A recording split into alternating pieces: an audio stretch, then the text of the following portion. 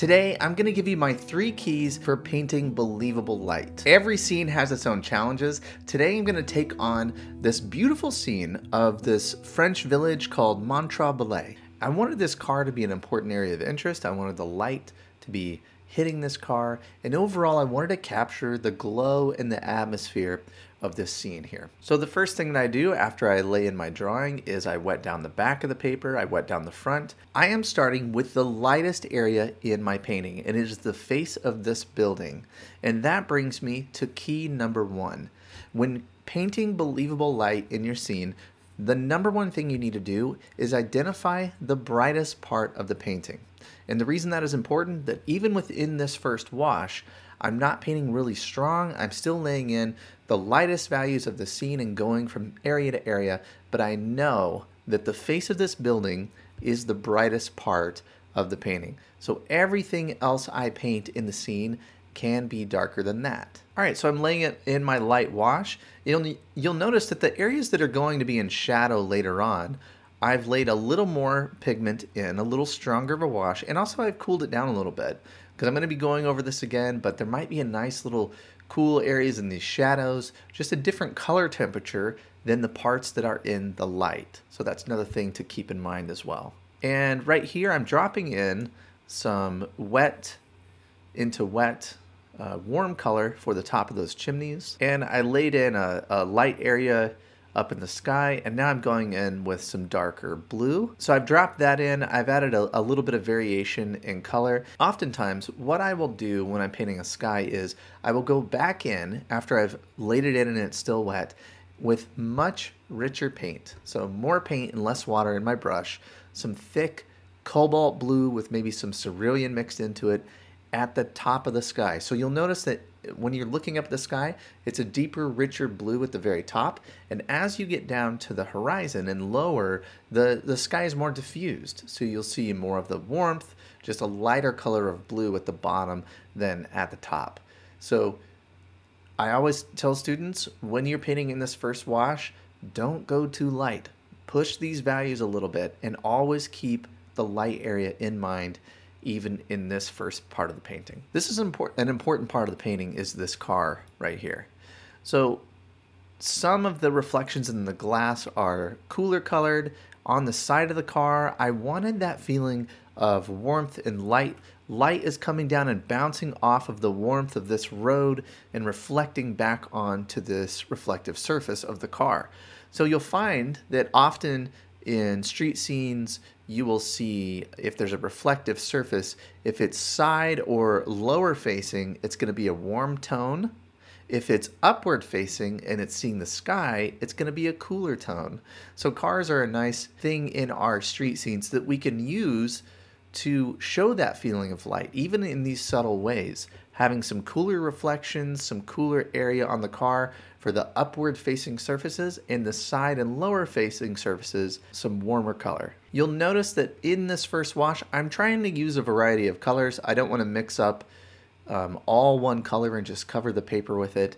Even within this wash, I have a lighter area, a little more warmth, some cooler areas in the shadow, some cooler areas on the ground here, some warmer areas.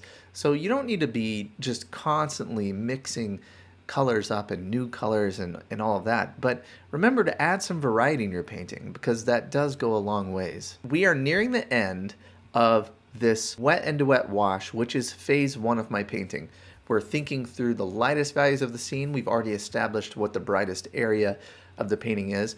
But this leads us to key number 2, and that is don't skip ahead. There is a way to take on any scene and to paint it in a complete way with a full range of values and a really great feeling of light and atmosphere. And my approach to that is to paint in 3 main washes. Number 1, your light values. Number 2 is a large connected middle value shape of the scene. And we're going to do that next. Number 3 is the darks and the details of the scene. And that is what will bring that feeling of finish to your painting. But the temptation is, and I see a lot of students do this. They understand the concept when they see me paint it, but once you get that brush in your hand and you start taking on your own scene, you really have this urge and this feeling to jump ahead, to move into your middle values, to move into your darks, and make your painting look like what it should look like.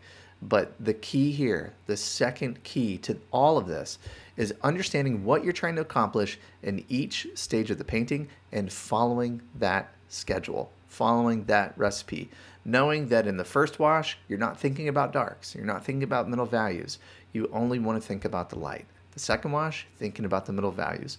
The third wash, you are thinking about the darks and the details. If you skip ahead, especially in this first wash, and you jump ahead and you're getting you're thinking about the trees and some darks that need to go over here, you're going to get carried away and you're going to forget your large plan that's going to help you make this happen. So don't skip ahead and stick to the plan. Here's a look at the first wash of the painting, and you'll see I dropped a little bit of color here. I have a couple figures here, a parent walking with a child. I have this car. I have these figures here. These figures are going to be all in shadow. I don't need to worry about any color. If it's going to be darker later, I just paint right through it. This, I wanted to get a little color on this figure here in case that figure is going to be more in light. So I want to have some of those colors already introduced. My painting has dried after my first wash, and now we're ready to jump into that large connected middle value shape. It's always important to start from one area and methodically work your way through the scene, finding connections. So I'm starting over here on the left. I'm getting into a wash of the side of this building, which is in shadow. So I have some warmer color, some cooler color, trying to continually mix up and add some variety. And I'm coming down to where this car is, and I'm stopping there. Then I'm going back up to the roof, and I have the value of the roof, and then I'm moving back into the roof behind. Now, the face of this building, while this is the light side of the building, the face of the building does need another wash other than my first wash, because it is a darker color stone building than the white building that is beside it. So it's tempting to leave it all in light value, but I know that I need to go over the face of this building one more time. And then I go into the shadow side of this building, into the roof here of this one. And while I have this wet edge, I want to come down here and connect the middle values into the shape of this car. So I'm going right up to that wet edge and finding a way to connect it, bringing that into the side of the car, putting a little more value on the front windshield, but tying that car into this wash. So here we have light values, middle values. We're starting to get a feel for the light in this early stage of the painting. And one thing I like to do when I'm painting cars is I like to take a damp brush and soften some of the edges. I don't just do this when painting cars, but throughout my painting, I like to think about, is there any place I want the edges to just be lost? I just think that that's a nice touch, and I'm always looking for places within my painting where I can add some variety of edge, not just hard edges all over the place. I want to include some soft edges as well. There's some cars and other things over here on the edge of the painting. I'm trying to look at these things abstractly. I don't want to put too much attention to things that are going on right here at the edge of the painting. So I've painted around my figure. I'm also trying to tie the figure into that middle value wash as well. Okay, and now I'm taking, there's a building, there's some trees in the background. I'm connecting that into the middle values as well, and dropping in some darker pigment into that wash to give the trees a little bit of form. Now I have this wet edge all along here, and I want to connect that into this building that's in shadow. And a lot of this you'll see me using this middle-sized brush, this middle-sized round brush. The temptation sometimes is to use a really small brush, but if you do, you're going to be reloading it constantly, and what happens is that you keep moving forward sometimes when you should be reloading, and your middle value gets really weak. So using the right size brush here is important. So I'm working my way methodically through the scene, understanding where those values are connecting, and now I want to finish up this and connect the shadow shape into this building. So we have this great shadow sweeping down across the road, showing us shadows are great for connecting, but it also is showing us the lay of the land a little bit. I have this hill coming down, and the shape of that shadow is showing us the slope of the road there. And also here, like, this is a very old stone road, hundreds of years old, and I don't want that shadow to just be straight across and pristine. I want it to show the character of the road, so I'm getting this broken, uneven line to do that. And notice that I cut around the edge of the car here.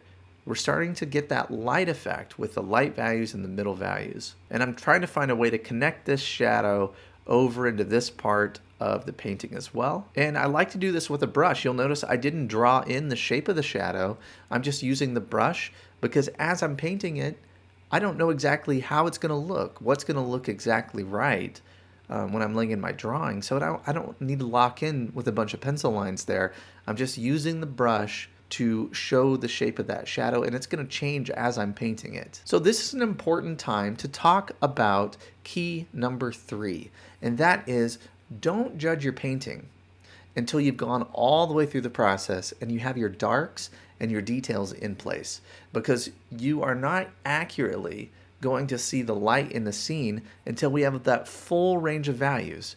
So withhold judgment of your painting until you get all of your darks in. And even then, be kind to yourself, right? If you're working on this painting all in one setting and you've been thinking about it for over 2 hours and you've been drawing it and painting it, when you are finished with it, you are mentally fatigued. And so that's not the time when you need to really be deciding if this is a good painting, if it's not, what I should have done differently. Just get it to about 90% done, step away, and come back the next day. You might have a different opinion at that point. And you'll clearly know what you need to do. You'll have a better handle if you come at it with a fresh mind on what you need to do to get that painting from that 90% to the 100%. So withhold judgment of your scene, especially until you get those darks and the details in place. All right, that is a look at the large middle value connected shape of the scene. And this is one of the hardest things to paint because you have to think of it more abstractly, and you have to look at the parts of the scene that are in similar value, and you have to try to connect them. Not only that, but you're thinking about edge, you're thinking about value, about color, all at one time when you're creating and painting this large connected shape.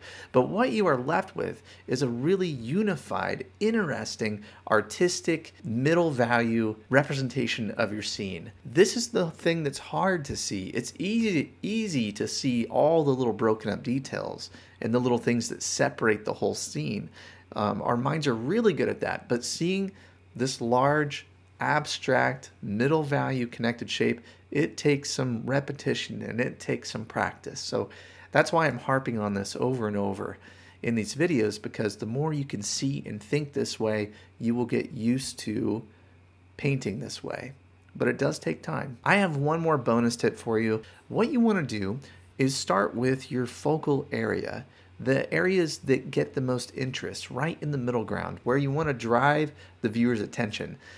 You want to get those areas finished first. You want to get those darks laid in there because you want to know how the rest of the scene is relating to that area. So if I get really consumed with the dark details up here, and I just start over here and really working in a lot of detail there, by the time I get to my focal area, how am I going to ensure that that's the most important area of the painting? So I want to start there and get it generally how I like it. It doesn't mean I can't come back to it later and add a little bit more, but I generally get that area as finished as I can, and then I move into other areas of the scene. When you're getting into these darks, it's really a payoff time in the painting. You have spent all that time drawing the scene, painting the light values, working through the heavy lifting of the middle value shape of the scene, and then finally you get in there and you get to make things look how they're supposed to look.